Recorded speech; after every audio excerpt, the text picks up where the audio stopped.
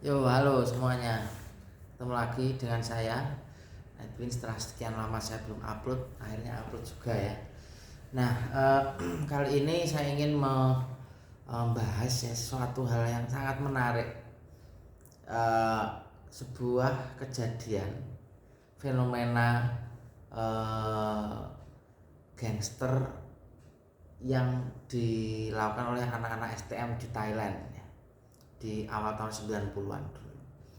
Nah, itu menjadi trending topik di tahun 2021 karena difilmkan ya. Kemudian sequelnya di 2023 juga difilmkan. Yang pertama judulnya The Four Kings ya. Kemudian yang di 2021 itu, yang di 2023 adalah The Four Kings Part 2. Jadi keren sekali film ini. Jadi kisah nyata yang difilmkan ya. Jadi dia itu menceritakan bagaimana notoriousnya gitu ya, berandalannya, liarnya anak-anak STM ketika itu, anak-anak teknik lah ya gitu. Anak-anak teknik, ada teknik mesin ya, teknik perkayuan, macam-macam. Nah, dari film itu ya, saya mungkin mencoba menceritakan sinopsisnya sedikit saja seingat saya. Jadi yang menjadi pokok atau intisari dari film itu adalah bagaimana anak-anak muda di kala itu tahun 90-an awal, mungkin 91 92 ya kejadiannya. Itu sampai banyak korban jiwa ya. Jadi banyak nyawa yang melayang lah ceritanya. Jadi tawurannya itu betul-betul gangster, modelnya itu gangster banget lah. Jadi pakai parang ya, pakai pistol, ada yang pakai bom rakitan, sudah mengerikan itu. Nah, ketika itu ada 4 sekolah ya, makanya disebut Four Kings itu. Jadi ada 4 raja dari 4 sekolah yang berbeda yang menguasai ya, ibu kota Thailand, yakni Bangkok ya, ibu kota Thailand. Jadi Bangkok itu 4 sekolah ya, mungkin kayak Toa Rusi lah ya. Area Toa Rusi kalau di filmnya Cross Zero itu, atau filmnya High and Low itu ya, ada sekolah Oya Koukou. Nah, kalau di sini bedanya, ini kisah nyata ya. Jadi kisah nyata, sementara Toa Rusi itu hanya fiktif ya. Nah, kisah nyata ini kemudian sangat secara visual itu sangat nyata ya, seperti nyata betul gitu. Karena acting pemainnya juga bagus dan sempat mendapatkan award ya. Dengan keuntungan di Netflix itu terbesar di tahun 2021 itu yang Four Kings. Film ini luar biasa, mendapat banyak perhatian dari kritikus dan juga dari penikmat film, film-film biografi lah ya, atau mungkin film-film dokumenter atau semi dokumenter. Tapi secara umum ini film drama dan sangat menarik ya. Nggak yang action banget tapi drama kalau menurut saya lihatnya. Nah, Four Kings yang pertama itu menceritakan tentang fokusnya ya itu kepada 2 orang sahabat, namanya Billy yang satu, dan yang satunya namanya Da. Ada lagi satu namanya Oh yang sangat setia dengan Billy. Nah, si Billy ini di tahun ini itu ceritanya sudah bekerja, sudah memiliki seorang anak perempuan ceritanya. Nah, suatu ketika ada kejadian gangster kecil-kecilan itu dan dia teringat masa mudanya. Nah, flashback dari masa ini ke masa muda itu ya, itu yang menjadi fokus dari cerita Four Kings yang pertama. Jadi intinya ada 4 sekolah ya, tadi saya bilang di awal. Yang pertama ada Indara, lalu ada Praca, lalu ada Bu, sekolah STM-nya ya, lalu ada satunya lagi Kanok ya. Jadi ada 4.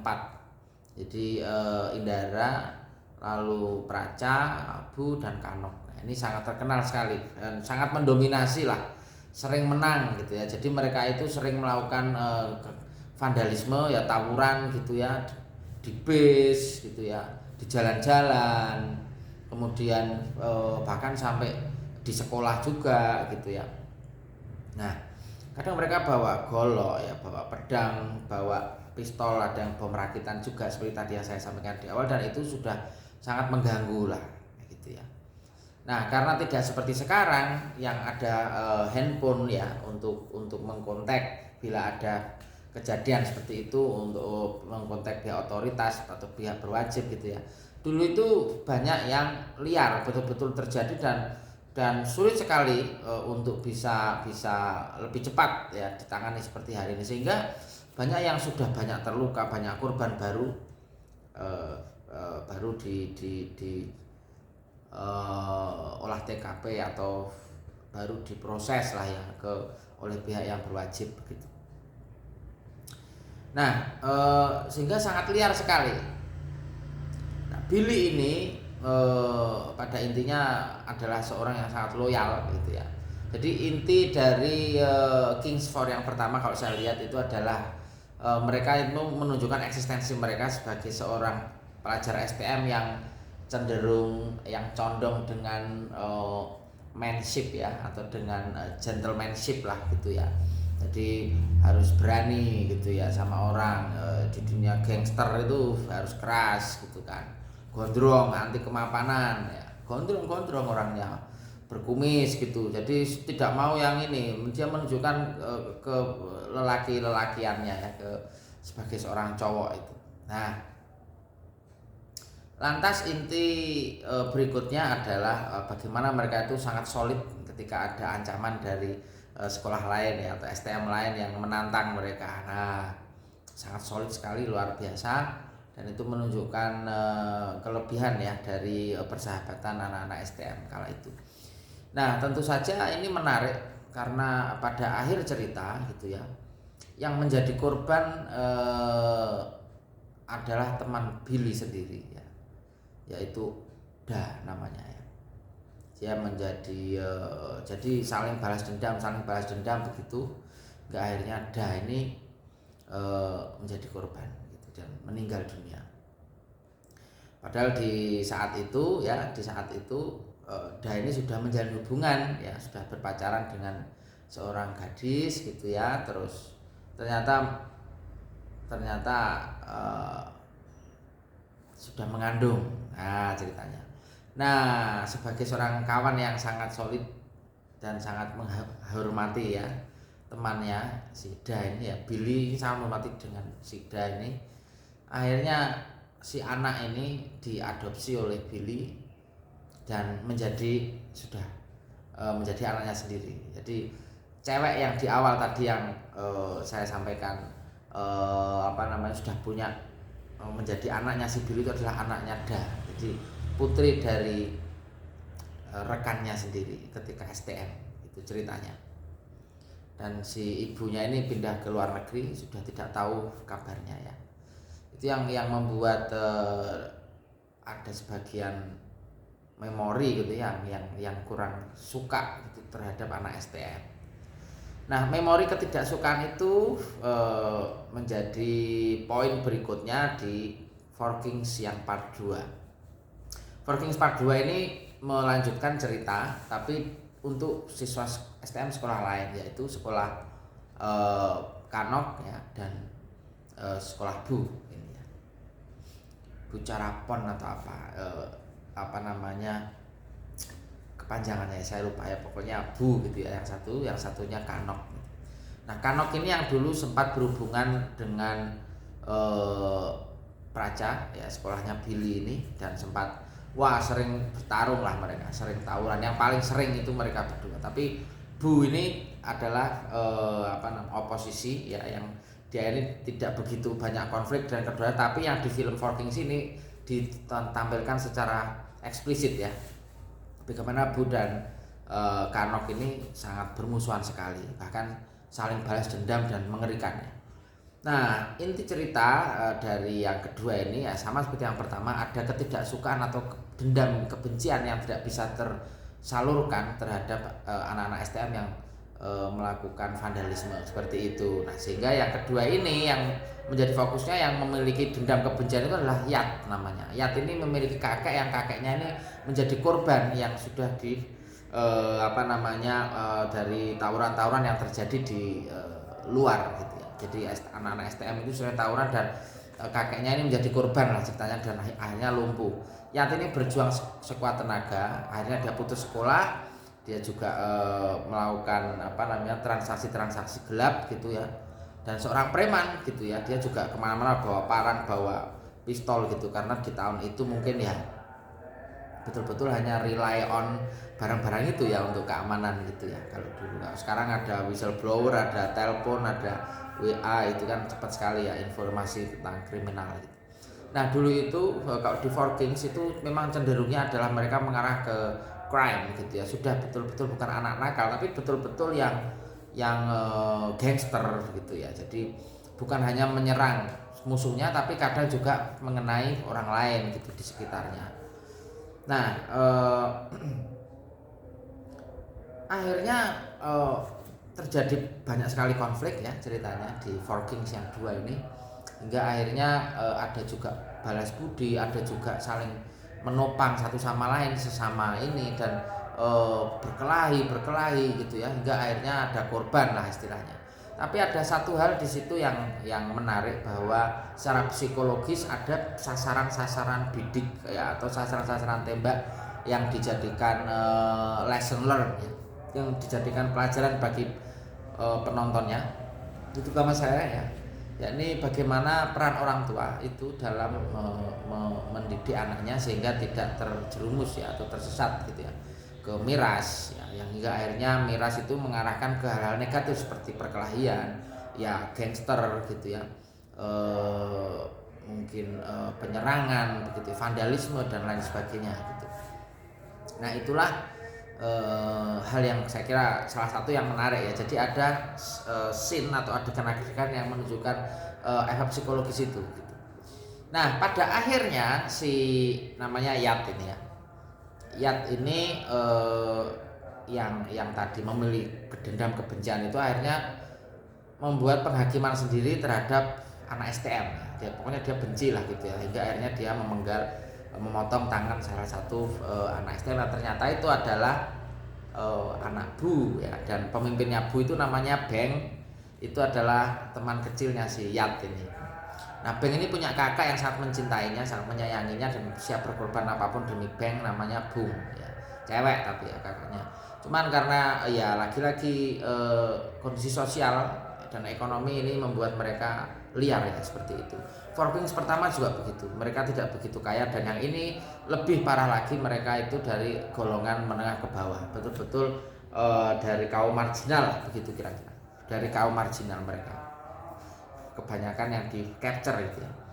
Nah, tapi akhirnya dari sekolah Kanok ya, si Rock itu tadi suatu ketika menyerang sekolah Bu ini yang di tempat tongkrongan lah ya, tempat minum gitu, miras gitu. Nah ternyata salah satu keamanan miras ini premannya itu adalah si Yat. Nah akhirnya mereka disuruh duel di situ dan yang menang akhirnya dilepas gitu. Tapi ternyata yang menang ini adalah yang Bu gitu ya. Yang menang ini Kanok ya, hingga akhirnya dan si Yat ini memang punya dendam ya dengan anak-anak Kanok gitu. Akhirnya ya secara umum anak STM tapi ada dendam lain juga terhadap anak Kanok ini, hingga akhirnya dia diserang, dipermalukan dan sedemikian rupa ya, hingga dia merasa dendam gitu. Ketika dia pulang ke rumah, si Rock ini yang diserang Yat tadi, Rock ini kemudian pulang ke rumah dan dia bilang ke orang tuanya, dan orang tuanya hanya ya sudah, kamu bersihkan diri dulu ya, mama akan menemui pelanggan dulu ya.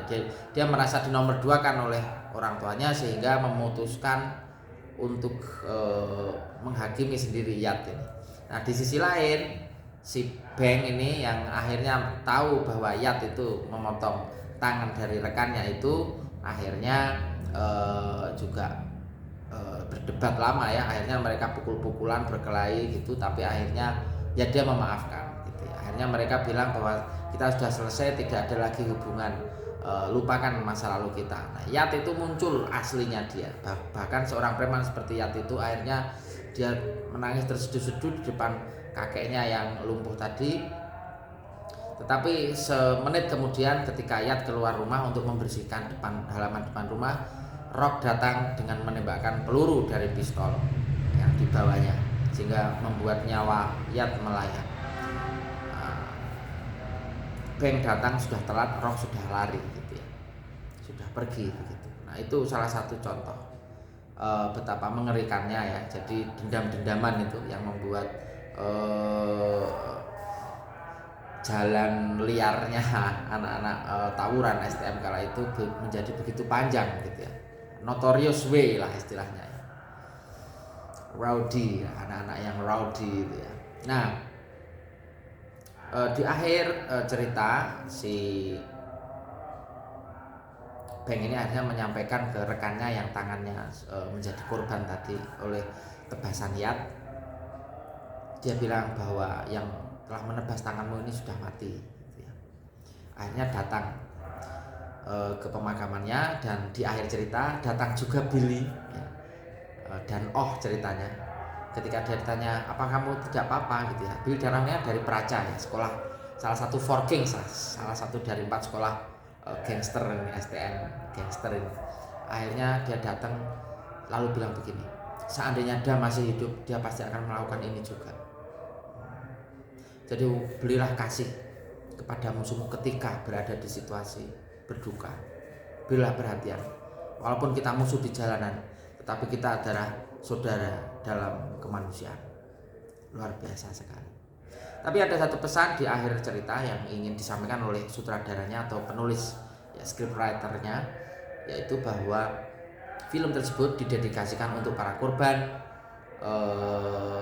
bencana vandalisme yang dilakukan oleh 4 sekolah atau tawuran STM ya kala itu di tahun 91 92 di Thailand, misalnya di Bangkok ya begitu,